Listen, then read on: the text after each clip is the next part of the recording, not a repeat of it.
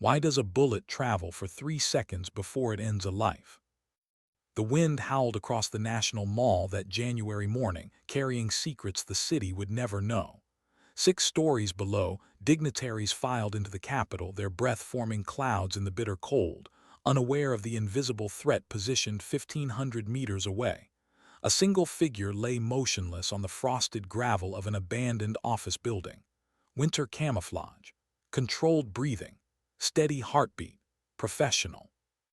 Through the loophole Mark 5 HD scope, Secretary of Defense Alexander Freeman appeared close enough to touch. The crosshair settled on his left temple as he paused to shake hands with a senator, that politician's smile frozen in Washington's permanent theater of power. The shooter's finger caressed the trigger, pressure applied with microscopic precision, the kind that takes years to master.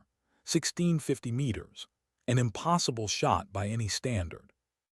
The M24A3 barked once, its report muffled by a state-of-the-art suppressor that reduced the signature to little more than a cough in the wind. 3 seconds, that's how long the bullet traveled. A lifetime in combat. Gravity pulled it down. Wind pushed it sideways. Temperature affected its velocity. All variables calculated, compensated for, mastered. The round found its mark with devastating precision. Secretary Freeman dropped instantly, his body crumpling like a marionette with cut strings. His security detail reacted a full second after he was already beyond saving, their training kicking in too late. Always too late against this level of skill. By the time the first sirens wailed across the Capitol, the shooter had vanished. No shell casings, no fingerprints, no DNA. Only the lingering signature of a shot almost no one on Earth could make. 3,000 miles away, Kira Brennan moved methodically through Fort Richardson's armory. Her practiced hands performed inventory with machine-like efficiency. The Alaska winter pressed against the windows, frost creating delicate patterns on the glass that reminded her of crosshairs. To the casual observer, she was just another supply clerk. Competent, unremarkable, invisible, exactly as she'd planned for 3 years. 28 years old, with auburn hair pulled back in a regulation bun, pale skin dusted with freckles across her nose.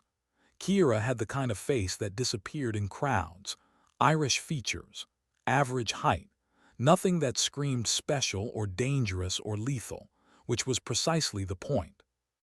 At the back of the armory, nearly forgotten beneath a dust cover, sat an old M24 sniper rifle.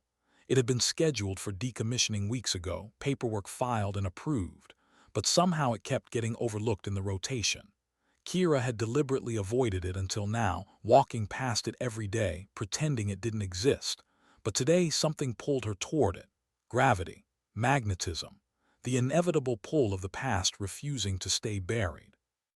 She lifted the weapon carefully, and muscle memory took over before her conscious mind could stop it. Her hands moved with fluid precision, checking the chamber, engaging the safety, feeling the weight distribution.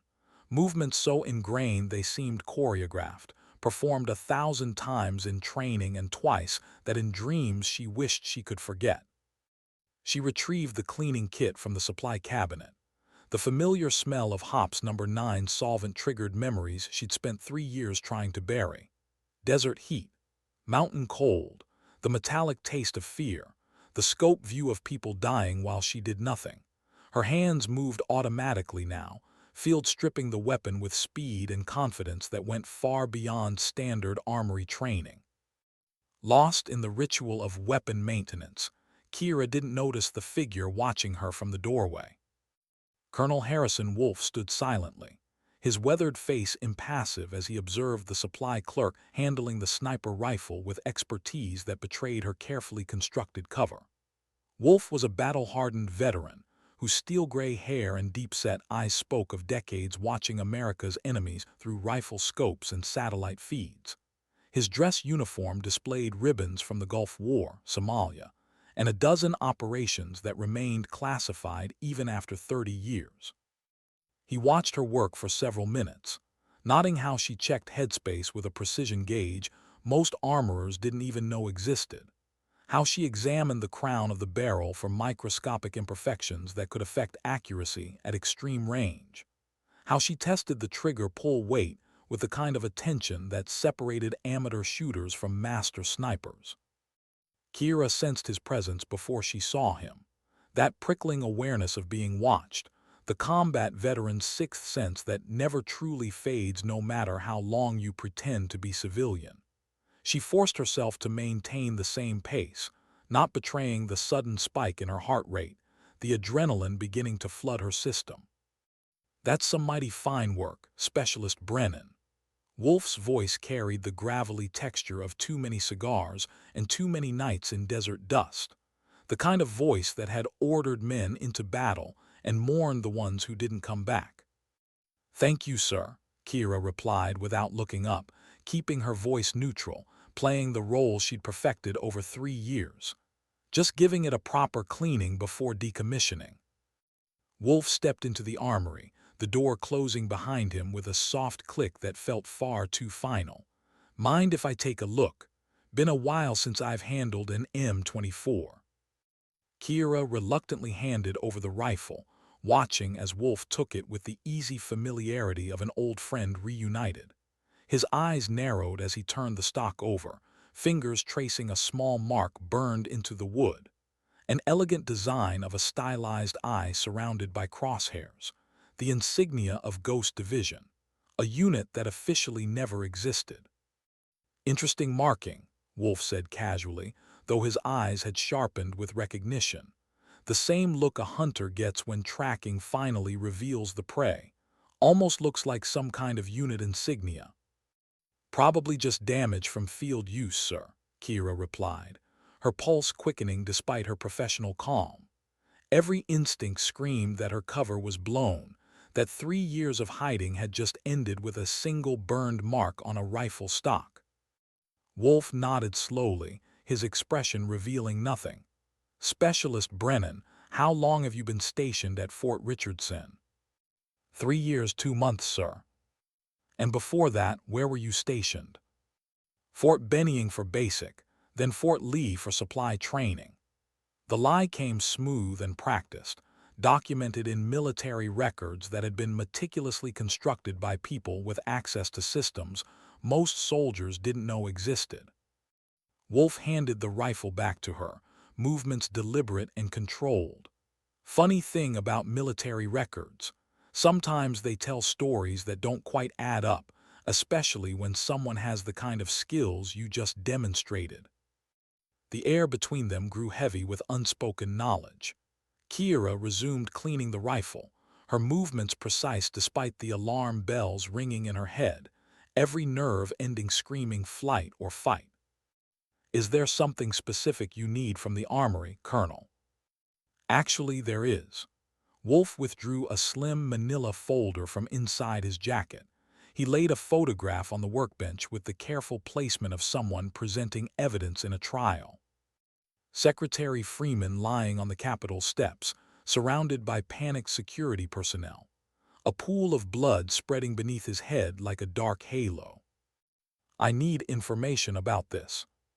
Kira looked at the photograph, keeping her face neutral, channeling 3 years of practice at being nobody special. "What would I know about that, sir? I'm just a supply clerk." "Nothing officially," Wolf agreed, his voice taking on a different quality now. Sharper, more direct. "But unofficially, I think you might recognize the shooter's signature."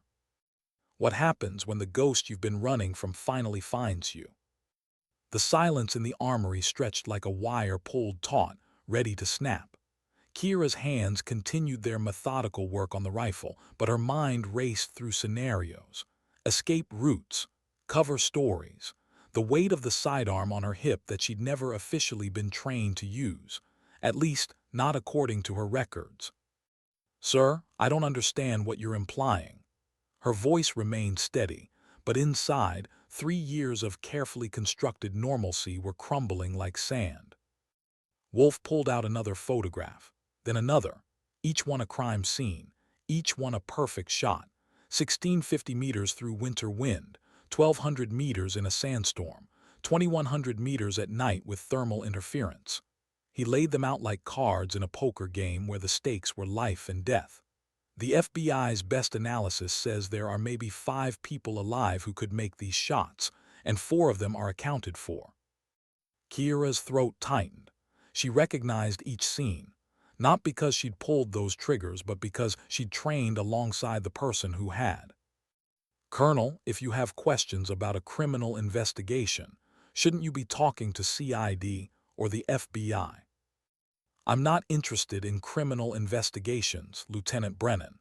He used her real rank deliberately, watching her reaction. I'm interested in bringing Ghost Division back online. The world seemed to stop. That name, that unit, the family she'd lost in the mountains of Afghanistan 3 years ago when everything went wrong and operators started dying and the only way to survive was to disappear, to become nobody, to let Kiera Brennan die officially so she could live unofficially. Ghost Division doesn't exist, sir. No, it doesn't. Not anymore. Not officially. Wolf's expression softened slightly, the hard edge of interrogation giving way to something that looked almost like understanding. But it did once, and the people who served in it were the best this country ever produced, until we asked them to do things that broke them, until we sent them on missions with no support and expected miracles. Kiera's hands had stopped moving. The rifle lay partially disassembled on the workbench between them, a physical representation of everything that had been taken apart and couldn't quite be put back together. I don't know what you think you know about me, Colonel, but I'm a supply clerk. I count bullets. I maintain inventory, that's it. You're a liar. Wolf said it without malice, stating it like a simple fact. A very good one. 3 years maintaining a cover that even our best internal audits couldn't penetrate. You've been invisible, and that takes skill most people don't have. It also takes a very specific kind of trauma. The kind that comes from watching your entire team die while you're helpless to stop it. The words hit like physical blows.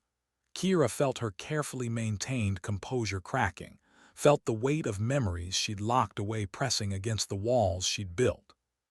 Everyone thinks Ghost Division was wiped out in that valley, Wolf continued quietly. Command wrote it off as a catastrophic operational failure. Enemy combatants, communications failure, no survivors.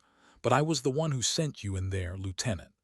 I was the one who read the after-action reports that made no sense, bodies that were never recovered, equipment that was never found. And one sniper who officially died in the mountains, but whose rifle signature keeps appearing in impossible shots across the world. If you're here to arrest me, I'm here to offer you a choice. Wolf pulled out a final folder, thicker than the others. Secretary Freeman wasn't killed by a rogue operator or a foreign assassin. He was killed by someone with Ghost Division training because he was part of an organization called Thanatos. They've been using Ghost Division's classified methods to condition operators for corporate and political assassinations. They've turned our own warriors into weapons for the highest bidder. Kiera's blood ran cold.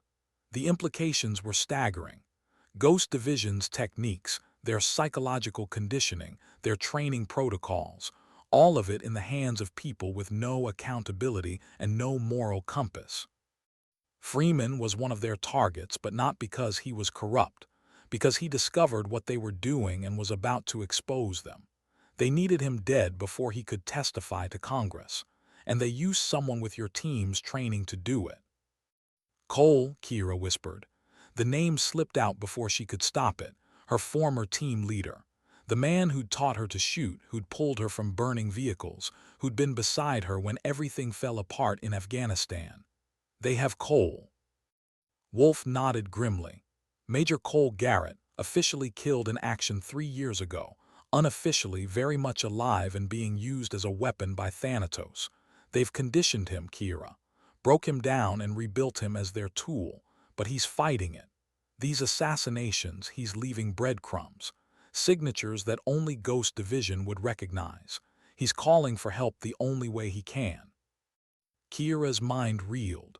Cole was alive. Her brother in arms, the man she'd mourned for 3 years, the friend she'd failed to save. He was alive and trapped in a nightmare worse than death. Why come to me?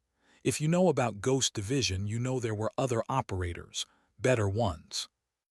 Because you're the only one who went completely dark, the only one who successfully disappeared without leaving traces.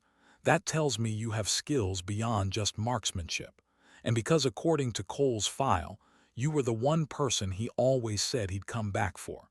His exact words in his psychological evaluation. Brennan doesn't quit. If there's a way back from hell, she'll find it. The weight of those words settled on Kira's shoulders like an old, familiar burden.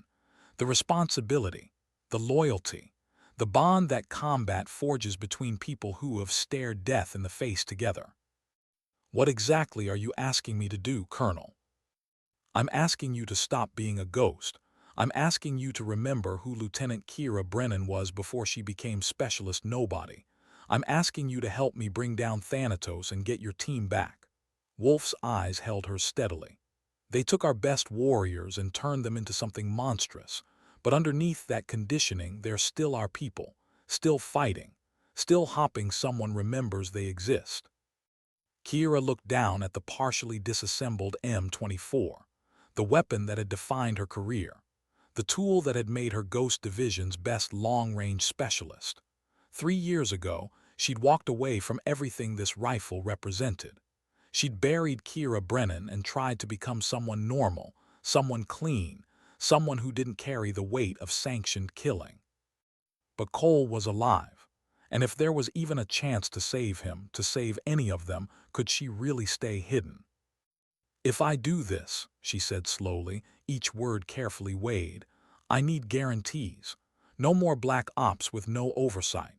No more operations that officially don't exist. If Ghost Division comes back, it does so with proper authorization and accountability. Agreed. You'll report directly to me, and I report to a congressional oversight committee that actually has teeth. No more shadows within shadows. Kira's hands moved to reassemble the rifle, muscle memory taking over as her mind worked through the implications. Everything she'd built in 3 years, all the safety and normalcy, would evaporate the moment she said yes. But Cole's voice echoed in her memory from 1,000 training sessions, 100 missions, that last desperate moment when everything went wrong.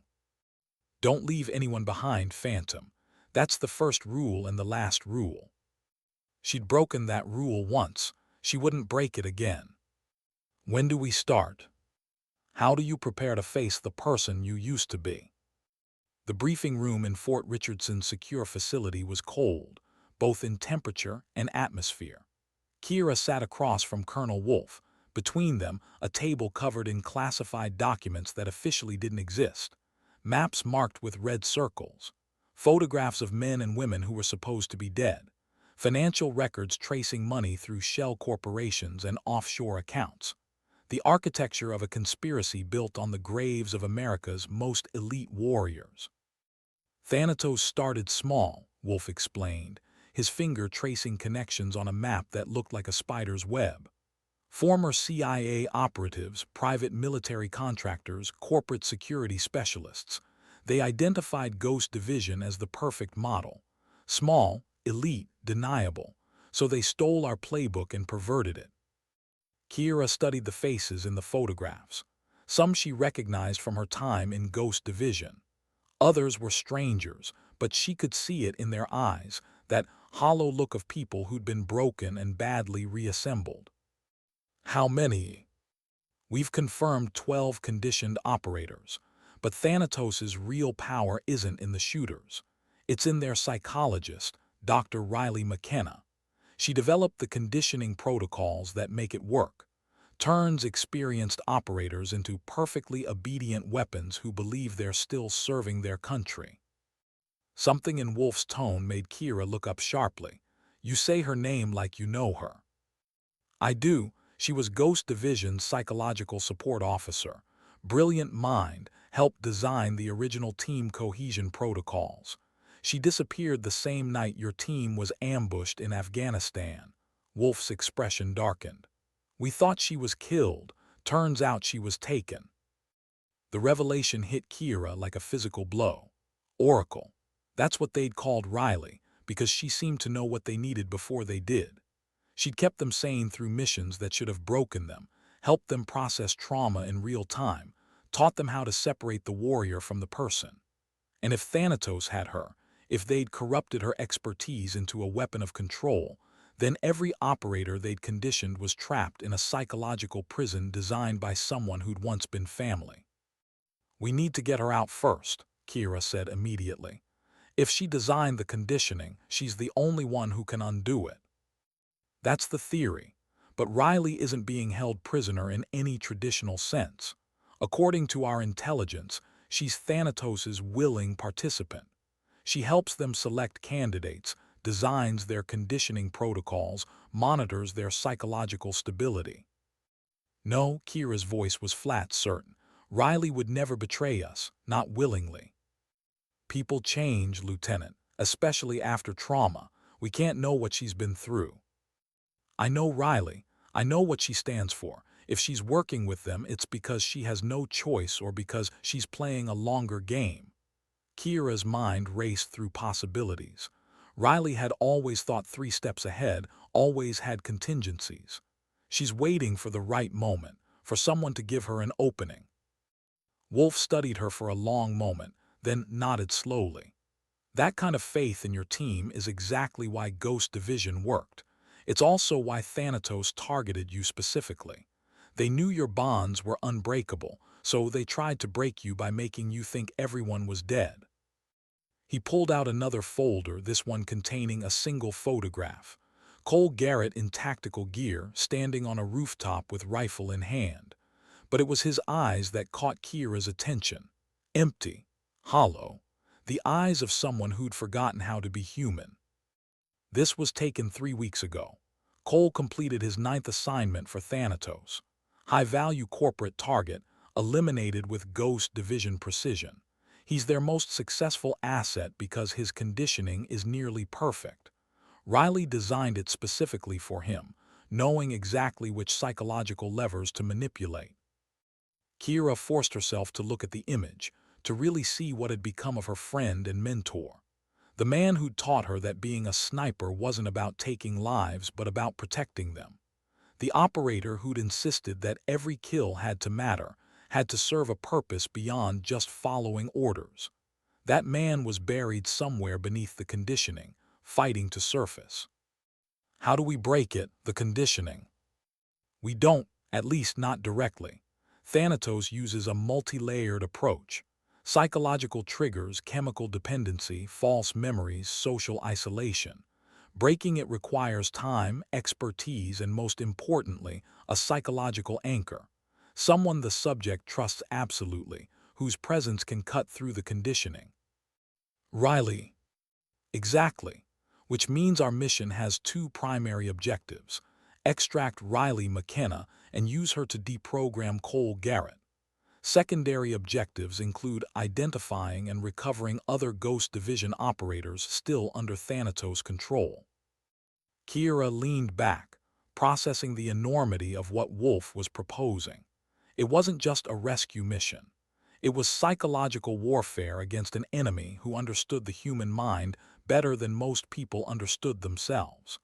And success depended on reaching people who'd been specifically conditioned to resist exactly this kind of intervention. Where do we find them?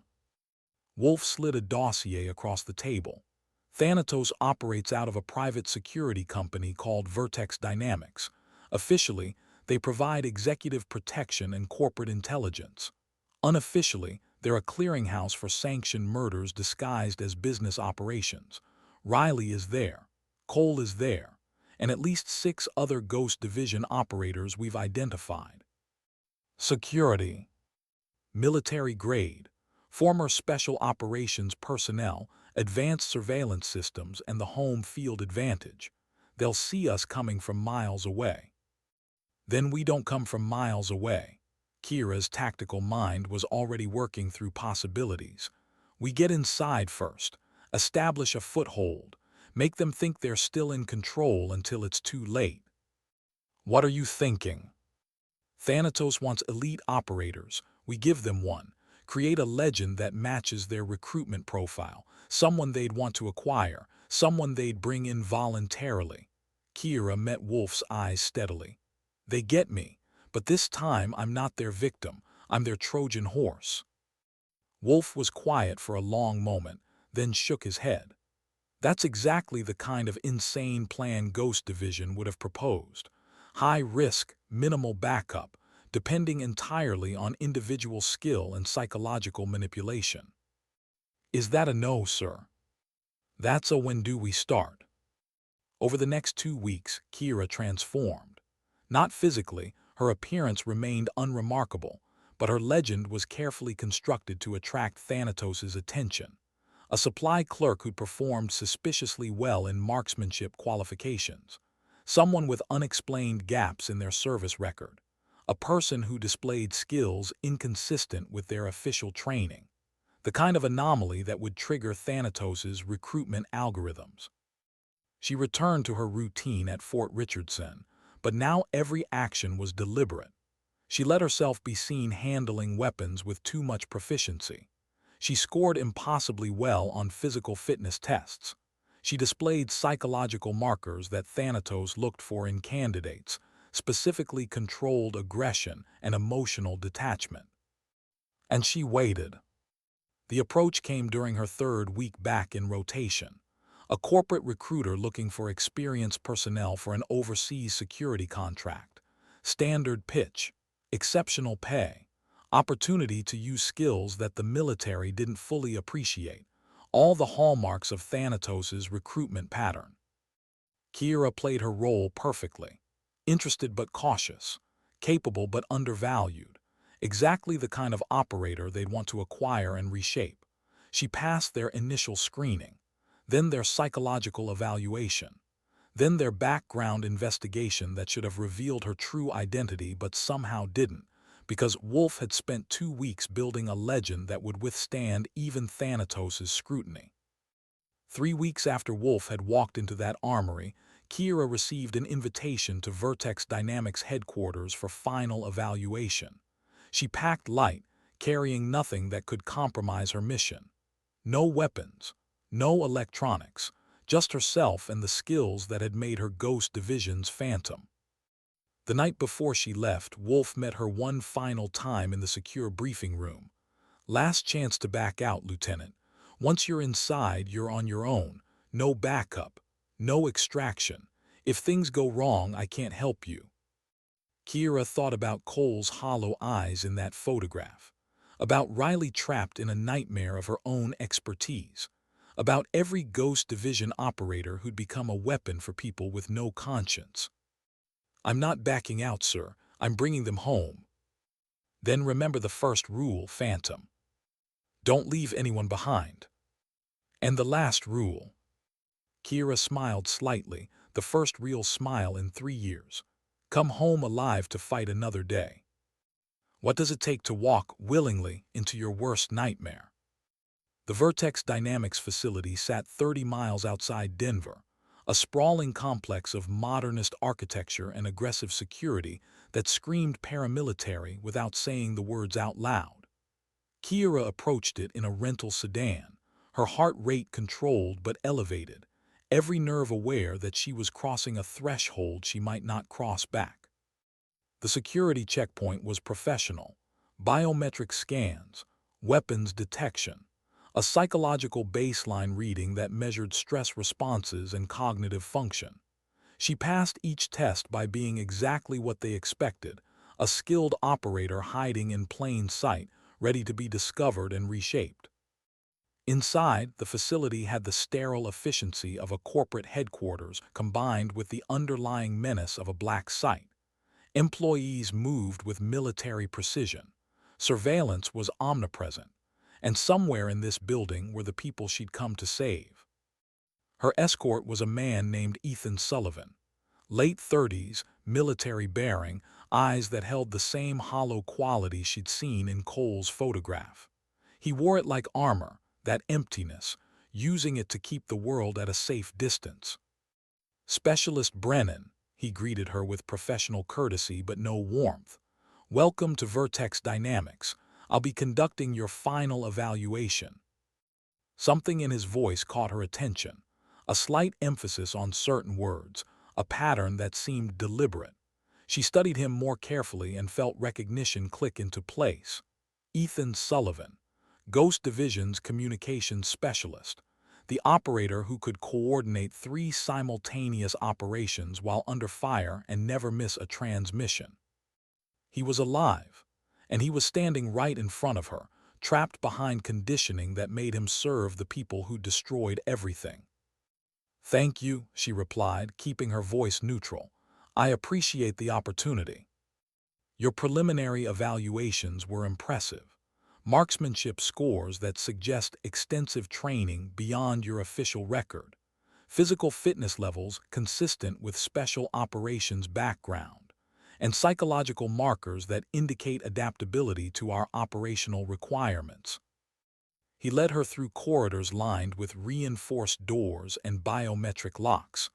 Other operators passed them, each one moving with the controlled precision of highly trained weapons. How many of them were Ghost Division? How many had been broken and reassembled into something unrecognizable? They entered an evaluation room. Spartan furnishings, observation windows, a table with various assessment materials. And sitting behind that table, reviewing files with clinical detachment, was Dr. Riley McKenna. She looked older than Kira remembered. Her dark hair was shorter, her eyes harder, but it was definitely Oracle. The woman who taught Ghost Division that strength came from understanding your limits. That survival required knowing when to fight and when to adapt. She looked up as they entered, and for just a fraction of a second, something flickered in her expression. Recognition, hope, or just surprise that another ghost had walked through her door. "Specialist Brennan," Riley said, her voice professionally cordial but emotionless. "Please have a seat. Let's discuss why you're interested in joining Vertex Dynamics." Kira sat, maintaining the posture of someone confident but not cocky. She could feel Ethan's presence behind her, observing, analyzing. Could feel Riley's psychological assessment already beginning, those brilliant eyes cataloging every micro-expression and physiological response. "I'm interested because I'm tired of wasting my potential," Kira said, using the script they'd prepared. "The military talks about valuing skill, but they really value conformity.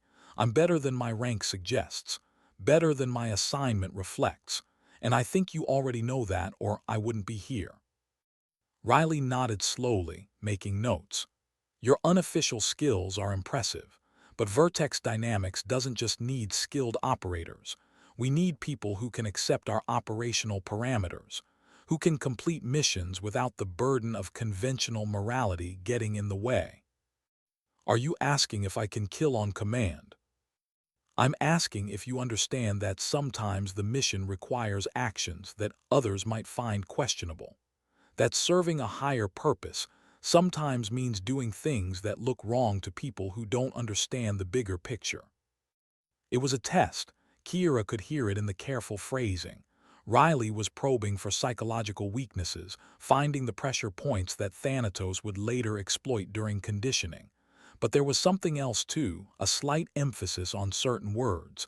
Conventional morality, questionable, look wrong, as if Riley was trying to communicate something beneath the surface. "I understand that combat rarely offers clean choices," Kira replied. "That operators have to trust their leadership to make strategic decisions while focusing on tactical execution. I can do what needs to be done." Ethan moved then, coming around to stand beside Riley. "The work we do here requires absolute loyalty to the team, to the mission, to Vertex Dynamics. Can you commit to that?" "I can commit to excellence," Kira said carefully. "To completing objectives and supporting my team. That's what I've always done." Something changed in Ethan's expression, subtle but there. A tightening around his eyes, a slight shift in his breathing. As if her words had triggered something, a memory fighting against conditioning, a buried identity trying to surface. Riley noticed it too. Her pen paused mid-notation. "Ethan, would you mind getting Specialist Brennan some water? I'd like to continue this evaluation privately." He hesitated, clearly conflicted by an order that went against standard protocol. Then he nodded and left the room, moving with the mechanical precision of someone following commands their conscious mind didn't fully control. The moment the door closed, Riley's entire demeanor changed. The clinical detachment dropped, replaced by fierce intensity. "Are you insane?" she hissed, leaning forward. "Coming here voluntarily. Do you have any idea what they'll do to you?" Kira kept her voice low, aware of surveillance. "I know exactly what they'll do. I also know you've been trapped here for 3 years helping them turn our people into weapons, and I'm betting you've been waiting for someone to give you an opening to fight back. You can't fight Thanatos from inside. Their conditioning is perfect. It's my own methodology turned into a prison. I designed it to help people, and they've used it to destroy them." Riley's hands trembled slightly. "Cole is barely human anymore. Ethan fights it every day and loses. We have 6 other Ghost Division operators here, and each one is living a nightmare where they think they're doing the right thing while committing atrocities. Then we wake them up, starting with Cole. You can't just wake someone from this. It's not hypnosis. It's reconstructed psychology. They've built new neural pathways, new behavioral patterns, new core beliefs. Breaking it requires time and expert intervention. You're the expert, and I'm giving you the time. I'm your intervention method." Kira met Riley's eyes steadily. "What do you need from me to make this work?" Riley stared at her for a long moment, then something shifted in her expression. The despair that had been there since Kira arrived was replaced by something that looked dangerously like hope. "You'd have to go through their conditioning. Let them break you down, and trust that I can build you back right while they think they're building you wrong. It would be the most dangerous psychological operation either of us has ever attempted." "Tell me how." Over the next 10 minutes, speaking in hurried whispers between sips of water when Ethan returned, Riley outlined the plan. Kira would undergo Thanatos' conditioning program, but Riley would introduce subtle modifications. Psychological anchors, trigger words, false layers of conditioning that appeared complete but contained backdoors only Ghost Division would recognize. It would require Kira to experience everything Thanatos' victims experienced: the psychological torture, the chemical dependency, the systematic destruction of identity, but with safeguards that could be activated when the moment was right. "They'll assign you to Cole for your first mission," Riley explained, back to her clinical tone as Ethan listened. "They always pair new acquisitions with established operators. It reinforces the conditioning and demonstrates expected behavior. But it also means you'll be in close proximity to someone who might still remember who you are beneath everything they've done to him. And if he doesn't, if the conditioning is too complete." Riley's expression hardened. "Then you complete the mission, survive the conditioning, and we try again. Because the alternative is leaving them here forever, and that's not an option."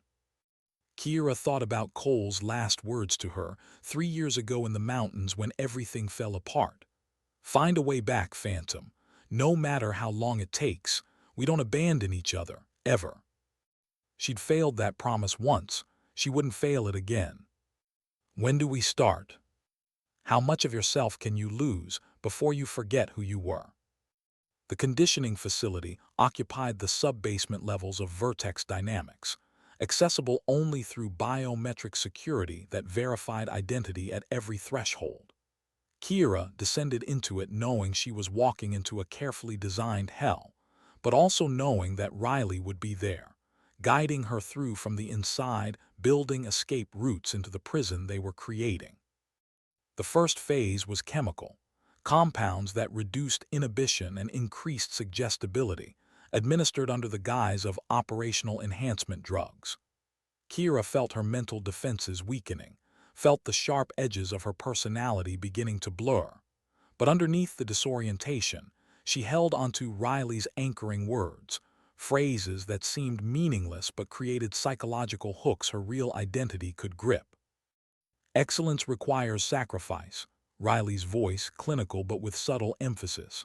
The mission defines the operator, another anchor. Trust the system that shapes you. A third pathway hidden in plain sight.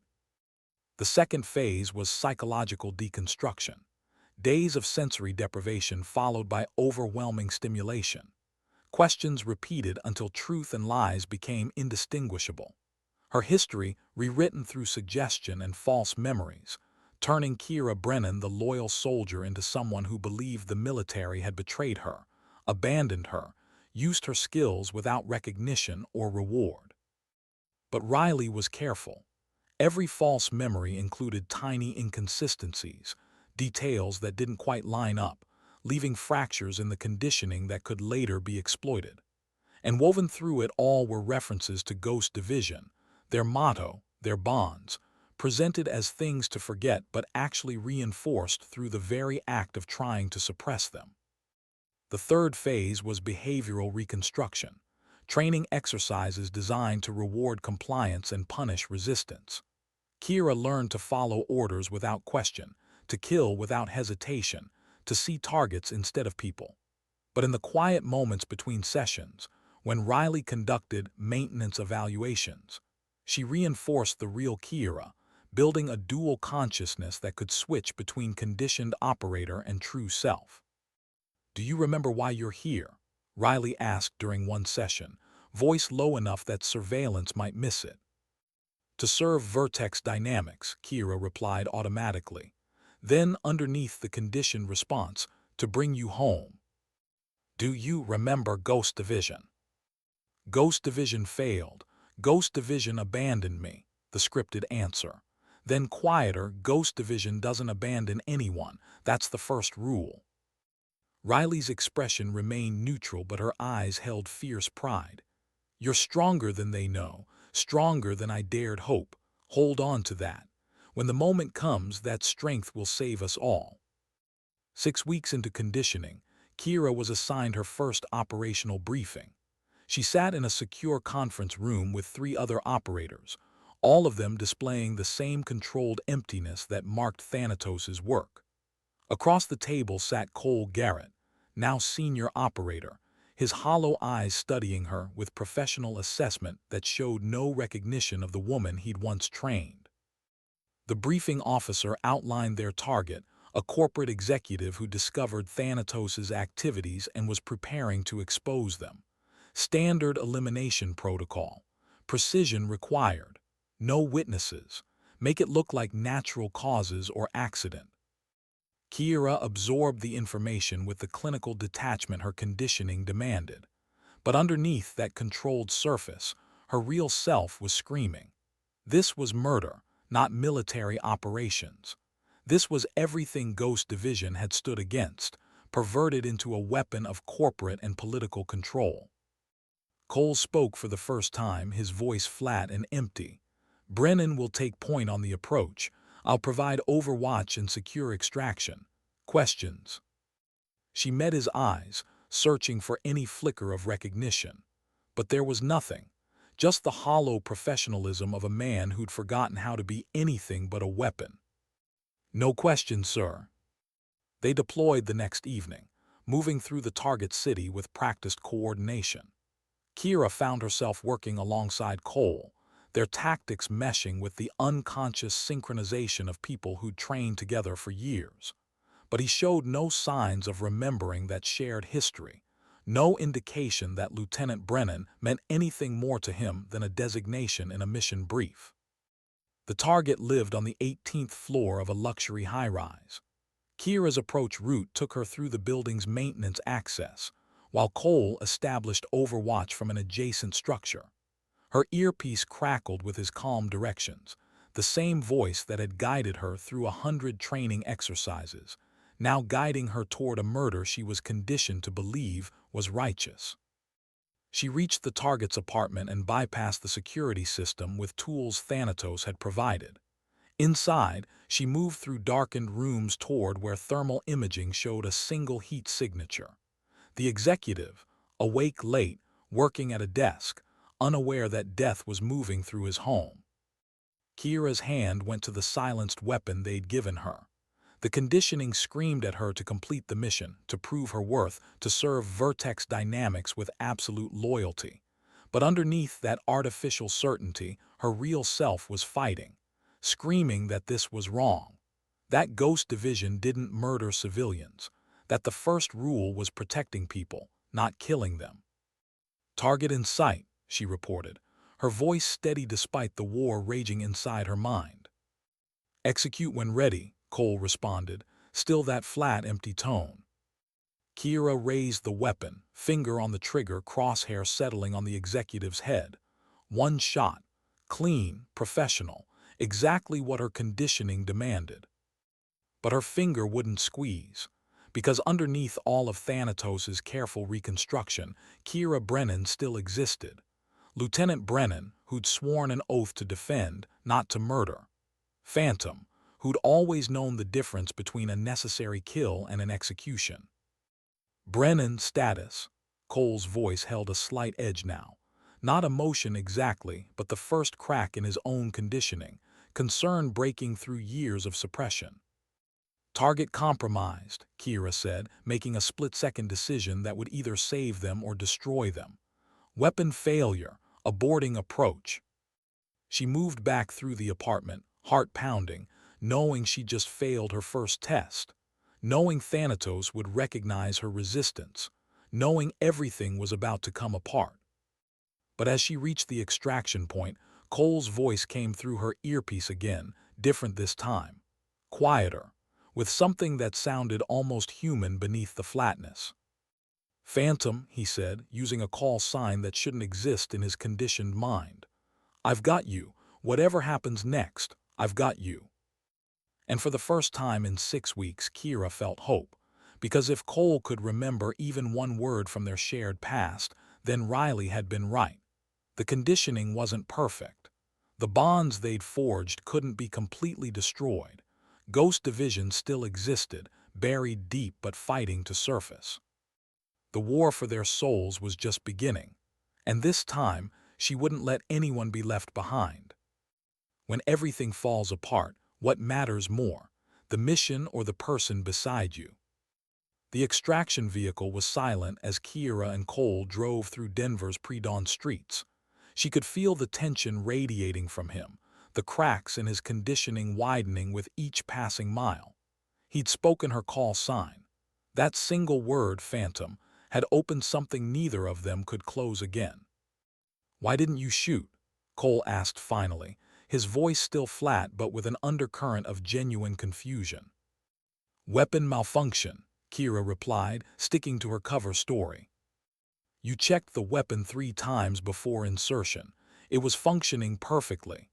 He pulled the vehicle into a parking structure, stopping in a secluded corner instead of heading directly back to Vertex Dynamics.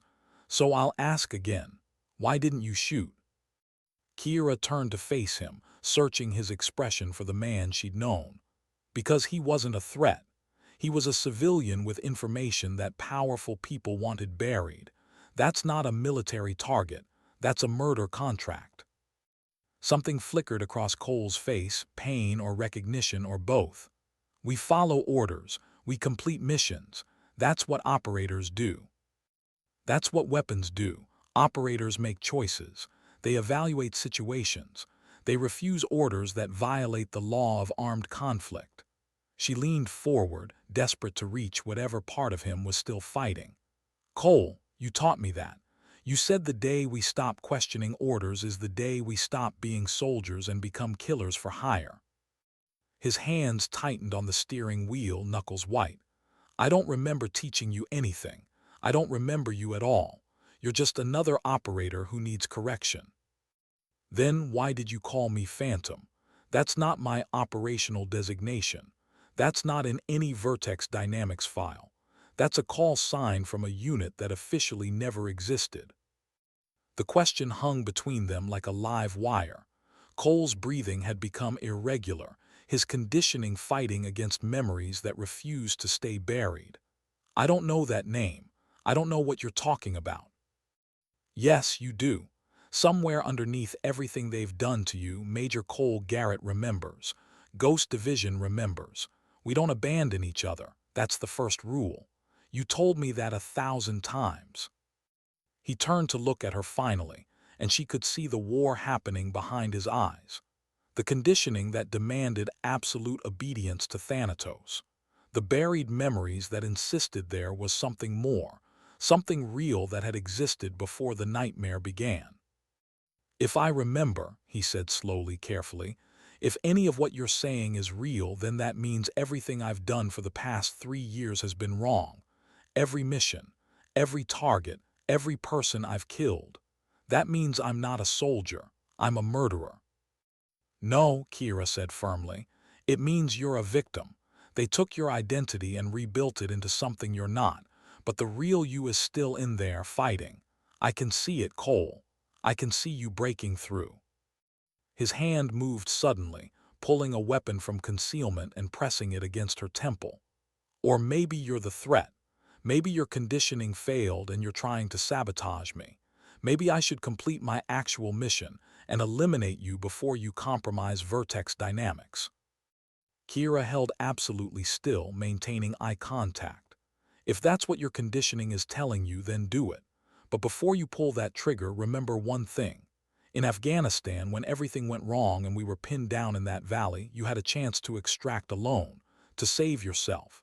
You stayed because you refused to leave me behind. That's who Cole Garrett is. That's who Ghost Division made us. Not Thanatos, not Vertex Dynamics, us. The weapon trembled slightly in his hand. Seconds stretched into eternity, measured in heartbeats and shallow breaths. Then slowly, impossibly, Cole lowered the gun. I remember the valley, he whispered, his voice cracking for the first time. I remember thinking I'd lost everyone, that I'd failed as a leader, that I deserved whatever came next. He looked at her with eyes that were finally, painfully human. And I remember your voice on the radio before everything went dark. You said we'd find each other again. That Ghost Division doesn't end just because the mission failed. Tears streaked down Kira's face, the first emotion she'd allowed herself since entering this nightmare. We're finding each other now, but I need your help, Cole. I need the real you, not who they conditioned you to be. Because there are 6 more operators in that building, and Riley is trapped there, forced to be the architect of their prison. Riley, something else broke in Cole's expression. Oracle is alive. Alive and fighting in the only way she can. She's been sabotaging their conditioning from the inside, building escape routes they don't know exist. But she needs us to activate those routes, to remind our team who they really are. Cole was silent for a long moment, processing revelations that shattered 3 years of false reality. Then he started the vehicle again, but instead of heading toward Vertex Dynamics, he drove in the opposite direction. Where are we going? Kira asked. Somewhere I go when the conditioning slips. Somewhere I've hidden things I couldn't let them find. He navigated through Denver's streets with increasing urgency, the careful control of his conditioning giving way to something more desperate and real. If we're doing this, if we're really going to fight back, we need allies, and I know where to find at least one. They drove for 30 minutes, finally stopping at a nondescript apartment building in a working-class neighborhood. Cole led her to a third-floor unit, using keys hidden above the doorframe. Inside, the space was Spartan. A bed, a table, minimal furnishings. But on the walls were photographs, documents, maps, evidence of someone trying to piece together a mystery while their own mind worked against them. I've been fighting it, Cole admitted, studying the wall with haunted eyes. Every mission I felt something was wrong. Every kill made me feel more lost, so I started investigating, tracking patterns, building a case against Thanatos even while my conditioning told me I was serving them loyally. He pointed to a photograph of a woman in tactical gear. Lieutenant Vivian Cross, Ghost Division's close quarters specialist. Thanatos has her stationed in Seattle, running protection details for executives who pay to have our skills as bodyguards. But I've been in contact with her. Carefully. Using coded messages she doesn't consciously understand but her buried identity recognizes. Kira studied the photograph, remembering Vivian's fierce loyalty and uncompromising standards. You've been trying to wake her up. All of them, everyone I could identify. It's slow because my own conditioning fights me every step, but I leave messages, create situations that might trigger memories. Anything to help them remember what we were before Thanatos destroyed us. He pulled out a laptop from a hidden compartment, powering it up to reveal files meticulously organized. Lists of operators, mission records, financial trails connecting Thanatos to political assassinations across 3 continents, and communication logs showing careful outreach to Ghost Division survivors. "This is how we fight back," Cole said, his voice growing stronger as purpose replaced conditioning. "We identify everyone. We coordinate a simultaneous intervention. We use Riley's backdoors in the conditioning to wake them all at once, and then we burn Thanatos to the ground." Kira felt hope surging for the first time since this began.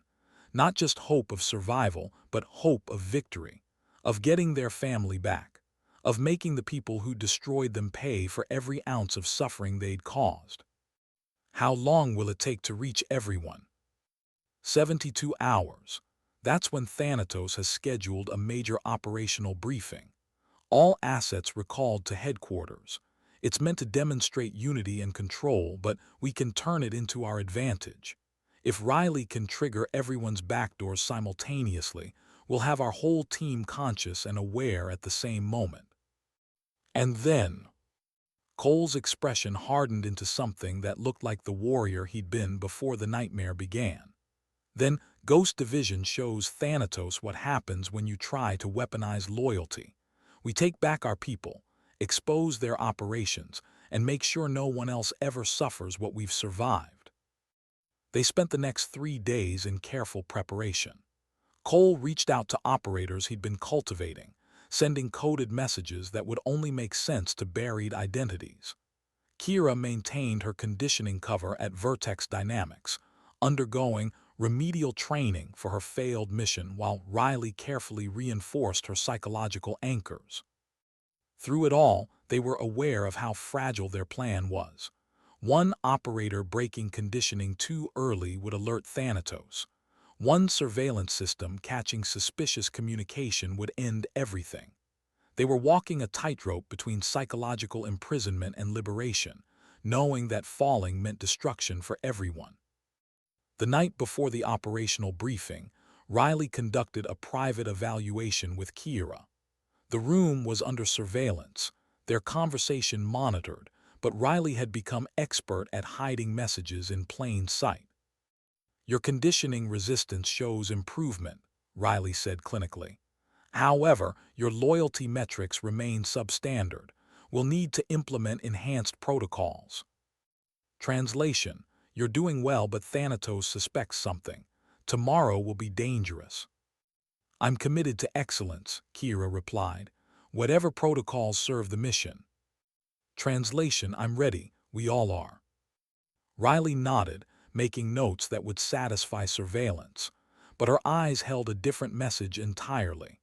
Pride, hope, and fierce determination that had sustained her through 3 years of turning her expertise into a weapon while secretly building the tools for their liberation.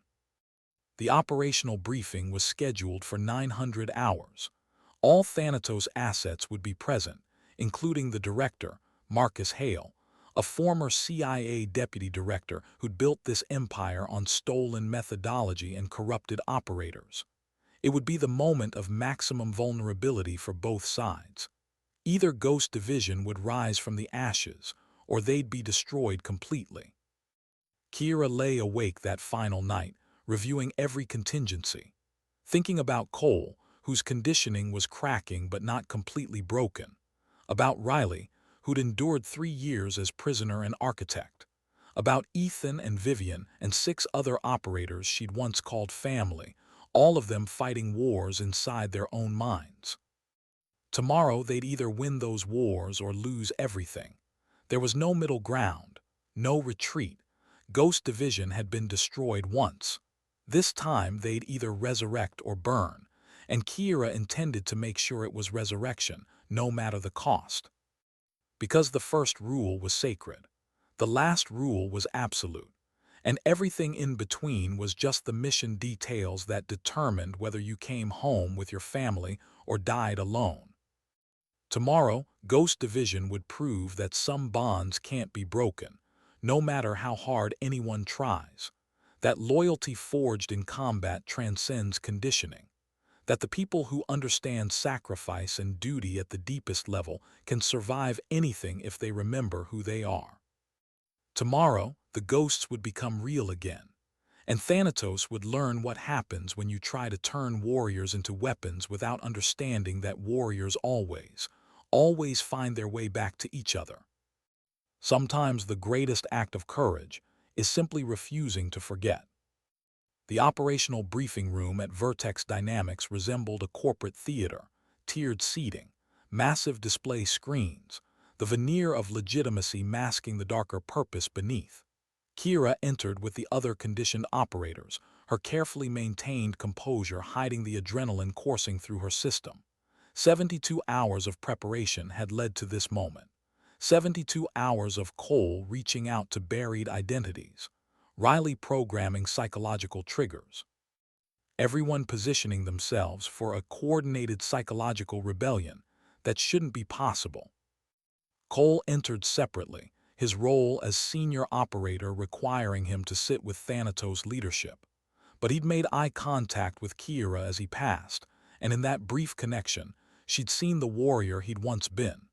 Not fully restored, not completely free from conditioning, but fighting with everything he had to break through.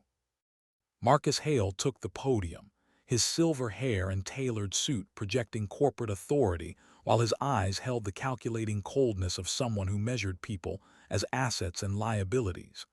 Today marks a significant milestone for Vertex Dynamics. Our operations have expanded across 3 continents. Our success rate approaches 100%. We have assembled the most elite force of operatives in private military history. He gestured to the gathered operators with proprietary pride. Each of you represents perfection in conditioning. You execute without hesitation. You obey without question. You have become exactly what we needed, pure instruments of precision who have shed the burden of conscience that limits lesser men. Kira felt rage building beneath her conditioned exterior. He was celebrating their psychological imprisonment as if it were evolution, treating their trauma as transformation. And the other operators sat quietly, accepting his words because their conditioning told them this was right, this was purpose, this was belonging to something greater. But she'd caught the moment when Cole's expression hardened almost imperceptibly, when Ethan's breathing pattern changed slightly, when a woman she recognized as Vivian Cross shifted in her seat with tension that didn't match her controlled posture. The cracks were showing. The buried identities were fighting. They just needed the trigger to bring them fully conscious. Dr. Riley McKenna stood from where she'd been sitting with Thanatos' leadership. Before we proceed to operational updates, I'd like to conduct a brief psychological maintenance evaluation, standard protocol to ensure conditioning integrity across all assets. Her voice was clinically professional, but Kira heard the slight tremor beneath the words. Riley was terrified, knowing that everything depended on the next few minutes. Hale nodded approval. Of course, doctor, conditioning maintenance is critical to operational success. Riley approached the podium, pulling up a presentation that looked like standard psychological assessment materials. But Kira recognized the patterns, the specific sequence of images and words that Riley had woven into their conditioning as hidden triggers. Backdoors that would only activate for Ghost Division operators who'd been properly prepared. "Attention all operators," Riley began, her voice steady despite the stakes. "Focus on the central display. This assessment will help optimize your conditioning parameters." The screen displayed seemingly random images, a mountain landscape that looked like a dozen others, a tactical knife, standard issue, a photograph of an urban skyline at sunset, but woven through them were specific details that matched Ghost Division training locations, equipment they'd used, places they'd survived together, each image a key turning in locks that Thanatos didn't know existed. Riley continued speaking, her words measured and deliberate.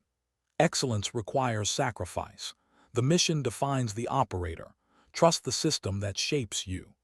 The anchoring phrases she'd built into everyone's conditioning, presented as reinforcement but actually designed to activate critical thinking suppressed by Thanatos's methods. Kira felt something shifting in her mind, the artificial certainty of her conditioning wavering, the real Kira Brennan pushing through layers of false identity. All around her, she could sense other operators experiencing the same internal earthquake, buried selves fighting toward consciousness. Cole stood suddenly from his seat, his movement drawing attention from Thanatos security. "Dr. McKenna, I need to question the integrity of this assessment." Hale looked alarmed. "Major Garrett, return to your seat. The doctor is conducting standard protocol." But Cole didn't sit. His eyes locked on Riley with fierce intensity. These images, these phrases, they're not standard, they're specific. They're memories. His voice cracked, conditioning and reality warring audibly. They're ghost division. The room erupted into chaos.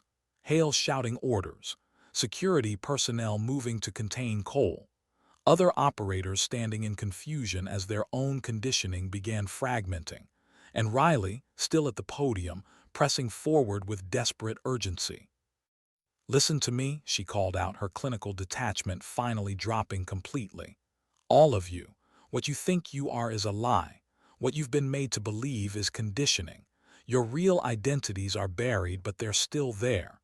Remember Ghost Division. Remember who you were before they broke you. Remember the first rule." Ethan stood, his hands going to his head as memories crashed against 3 years of false programming. "Don't leave anyone behind," he whispered, then louder. "The first rule is don't leave anyone behind." Vivian was on her feet now too, her tactical instincts fighting past the conditioning. "And the last rule, come home alive, fight another day. Ghost Division doesn't end just because the mission changes." One by one, operators were standing. Some confused, some invisible pain as psychological architecture constructed over years began collapsing, some weeping as they remembered what had been stolen from them. The carefully controlled force Thanatos had built was fragmenting in real time, not through external attack but through the activation of their true selves. Hale's face had gone white with fury. "Security, terminate McKenna. Secure all operators. Initiate emergency conditioning protocols." But before his orders could be executed, Cole moved.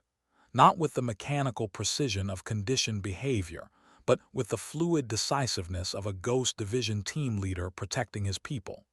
He struck the nearest security guard with disarming speed, taking the man's weapon, and positioning himself between Thanatos' leadership and the operators who were breaking free. "Nobody moves," Cole commanded, his voice carrying the authority of someone who'd spent years leading elite operators. "Nobody touches my team. Not now. Not ever again." Kira was moving too, her own training overriding residual conditioning. She reached Riley, pulling the doctor behind cover as security personnel began responding to Hale's orders. Around them, the room had become a chaotic battlefield as operators fought against both their conditioning and the security forces trying to contain them. Ethan had taken control of the room's security systems, his communications expertise allowing him to override lockdown protocols. "Exits compromised," he reported, voice steady despite the psychological war still raging inside him. "We need alternative extraction." "Emergency stairwell, northwest corner," Riley said quickly, her knowledge of the facility proving invaluable. "It bypasses main security and leads to vehicle staging." Vivian was gathering the operators who'd successfully broken conditioning, moving them into defensive formation with the practiced efficiency of a close-quarters specialist. "Ghost Division on me. We move as one unit. No one gets left behind." It was happening. Against impossible odds, with conditioning that should have been unbreakable, Ghost Division was reforming. Not perfectly, not completely, but enough to fight, enough to escape, enough to prove that some bonds transcended even the most sophisticated psychological manipulation. They moved through the facility in tactical formation, Cole taking point, Kira providing rear security, Riley protected in the center where her knowledge was most valuable. Security forces tried to contain them, but Ghost Division had been designed to operate behind enemy lines, to fight when outnumbered, to complete impossible missions through coordination and skill. Thanatos' guards were professional, but Ghost Division was legendary. They reached the vehicle staging area to find multiple security teams positioned to cut off escape. But Ethan had remotely activated every alarm and countermeasure in the facility, creating enough chaos that their actual exit route was overlooked in the confusion. They loaded into a cargo van with stolen efficiency, Vivian taking the wheel with Kira riding shotgun, while Cole and Riley coordinated the operators in the back. As they crashed through the security gate and onto the highway, Kira looked back at Vertex Dynamics receding in the distance, the facility that had been their prison, the place that had tried to destroy their identities and failed. In the van's interior, operators were dealing with the aftermath of broken conditioning in different ways, some silent, some weeping, some helping each other through the psychological trauma of remembering what they'd been made to do. But they were together. Ghost Division, battered and broken but whole again in the ways that mattered most. "Where do we go now?" Vivian asked, navigating through traffic with controlled urgency. "Fort Richardson," Cole replied. "Colonel Wolfe has safe houses prepared, medical support, psychological counseling, everything we need to properly deprogram and recover." He looked at each operator in turn, his expression fierce with protective determination. "You're not weapons anymore. You're not Thanatos assets. You're Ghost Division, and we take care of our own." Riley had pulled out a secure phone, her hands shaking with exhaustion and relief. "I'm sending everything to Wolfe. Every operator Thanatos conditioned, every mission they ordered, every crime they committed. The evidence will expose them completely. They won't be able to hide. They won't be able to rebuild." "Good," Kira said softly. "Let them burn. Let every person who thought they could break us and rebuild us as weapons learn what happens when warriors remember who they are." The drive to Fort Richardson took 18 hours, stopping only for fuel and to switch drivers. They maintained communication silence, knowing Thanatos would be searching for them with every resource available. But they also knew that once they reached Wolfe's protection, the dynamic would shift. They'd stop running and start testifying. Stop hiding and start exposing. Colonel Wolfe met them personally at the secure facility he'd prepared outside Anchorage. His weathered face showed rare emotion as he counted operators he'd thought permanently lost. "Ghost Division," he said simply, his voice rough. "You came home." "We never left, sir," Cole replied. "We were just lost for a while, but the team found us, like we knew they would." Over the following weeks, the deprogramming process began in earnest. Riley worked with each operator individually, carefully dismantling the conditioning architecture she'd been forced to build while reinforcing their true identities. It was painful, forcing them to confront everything they'd done under Thanatos' control, but healing required acknowledgement before it could proceed. Kira watched Cole struggle through his recovery, remembering each person he'd killed while conditioned, carrying guilt that wasn't his fault but felt completely real. She sat with him during the worst moments, reminding him that accountability meant distinguishing between actions taken with agency and actions taken under coercion. "You're not a murderer," she told him during one particularly dark session. "You're a victim who was used as a weapon. There's a difference. Tell that to the people I killed, to their families." "I will, through testimony, through exposing Thanatos, through making sure what happened to you never happens to anyone else." She met his haunted eyes steadily. "This is how we fight back, Cole, not by carrying guilt that belongs to the people who broke us, but by turning that pain into action that prevents future suffering." The congressional hearings came 3 months after their escape. Classified sessions where Ghost Division operators testified about Thanatos' activities, about being conditioned and used, about surviving psychological imprisonment that most people couldn't imagine. Their testimony, combined with Riley's technical documentation and Cole's investigative files, dismantled Thanatos completely. Marcus Hale and 17 senior Thanatos operatives were indicted on conspiracy, murder, and violations of federal statutes protecting military personnel. The organization's assets were frozen, its political connections exposed, its corporate clients facing investigation for complicity in sanctioned assassinations. Ghost Division had exposed them, destroyed them, ensured that the machinery built on stolen military methodology and corrupted operators could never function again. 6 months after the hearings, Kira found herself back at Fort Richardson's armory, not as a supply clerk hiding from her past, but as Captain Kira Brennan, officially recognized and properly honored. The M24 she'd cleaned 3 years ago sat on the workbench before her, no longer a forgotten relic, but designated as Ghost Division training equipment. The door opened, and a young woman entered. Private Jessica Walsh, nervous and determined, recommended by range instructors for showing exceptional marksmanship potential. "Ma'am," the private said, standing at attention, "I was told to report for evaluation." Kira looked at this young woman and saw herself years ago, eager, capable, wanting desperately to prove she belonged. "At ease, Private. Have you ever handled an M24? "No, ma'am, but I've studied the manual and watched training videos." "That's not what I asked. I asked if you've handled one. Theory and practice are different things in sniper training." She gestured to the rifle. "Pick it up. Show me what you know." As the private lifted the weapon with respectful unfamiliarity, Kira felt something settle into place that had been missing for years. Purpose. Family. The knowledge that Ghost Division hadn't died in Afghanistan or been destroyed by Thanatos, but had simply been waiting for the right moment to return.